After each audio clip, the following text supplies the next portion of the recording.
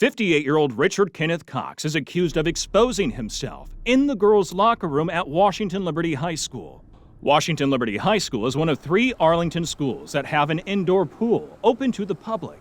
It's managed by APS. The Arlington County Police Department told 7 News that a victim entered the locker room on October 21st and observed Cox exposing his genitals. Cox is facing several charges in Arlington County, including indecent exposure and loitering at a school, when he's been previously convicted of a child sex offense. Before Cox was charged in October, a woman told 7 News that she told the pool manager about the situation in September, but the manager allowed Cox to continue to use the girls' locker room because he identified as transgender.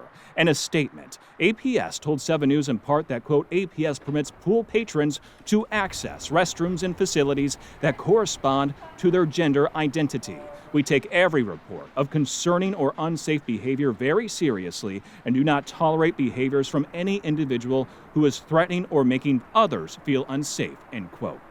Months before Cox allegedly exposed himself in the girls' locker room, Cox was charged in Fairfax County for allegedly exposing his genitals in a Planet Fitness women's locker room. The charge was dropped. On Wednesday, 7 News asked Fairfax County Commonwealth's Attorney Steve Descano why the indecent exposure charge was dropped, but Descano has not responded.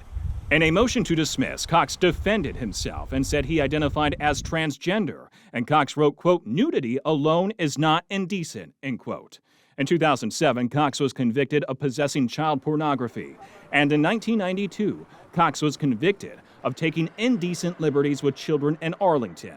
According to court documents, Cox had visited a gymnasium in 1992 and exposed himself to multiple children and masturbated in front of the children. According to court records, Cox is a Tier 3 sex offender. Tier 3 offenses are the most serious type of sex offense with a required registration period of life. If Arlington Public Schools Googled Cox's name before allowing him to use the locker room, they would have found this post that says Cox is a sex offender and is the Virginia Department of Corrections most wanted in 2020. Although Cox is listed as a female in recent Arlington court documents, the Arlington County Sheriff's Office told 7 News that Cox is in their custody and is housed with men in a single cell. Nick Minock, 7 News.